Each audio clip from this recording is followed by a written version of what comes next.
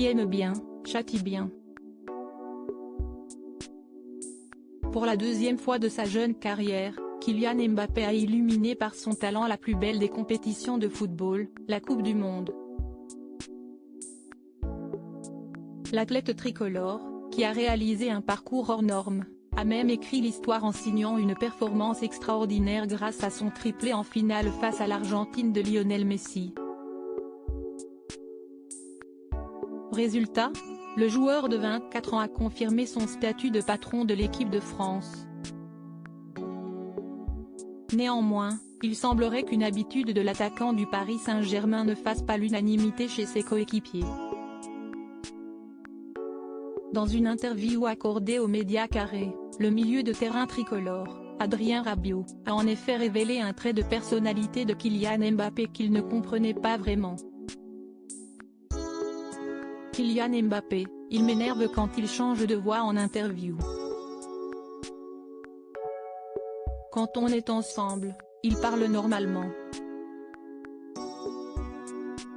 Mais quand on regarde l'interview, il change, a-t-il confié, sourire aux lèvres, et d'ajouter, je ne sais pas pourquoi, sa voix, elle change. Si est-il énervant et stressant. Je pense que tout le monde l'a remarqué. Très taquin, le joueur de la Juventus de Turin, qui a également évolué au PSG avec la pépite du football français, n'a pas manqué de lui lancer une petite pique bien sentie. Il ne reste plus qu'à attendre la réponse du natif de Bondy. Supérieur à comme Emmanuel Macron et Kylian Mbappé, ces politiques et footballeurs ont noué des liens privilégiés. Kylian Mbappé, moqué par un célèbre chanteur le mardi 20 décembre, pour saluer la performance de l'équipe tricolore en Coupe du Monde, TF1 avait programmé le documentaire Merci les Bleus. L'occasion pour les téléspectateurs de découvrir des images inédites du mondial, a commencé par une séquence de karaoké dans le bus où les joueurs de l'équipe de France ont repris le titre 92 Yverons, du rappeur Booba. Mais alors que tout le monde chantait à l'unisson, Kylian Mbappé ne connaissait visiblement pas la chanson par cœur.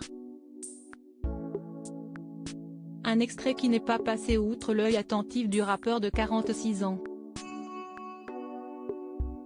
On te voit Kiki, tu ne chantes pas, c'est pour ça que tu ne gagnes pas, a-t-il écrit dans un message plein de second degré, sur Twitter.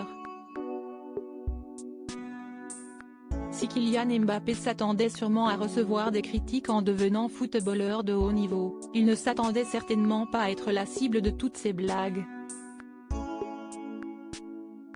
Article écrit en collaboration avec 6 médias. Crédit photo, Anthony Bibar fait panoramique.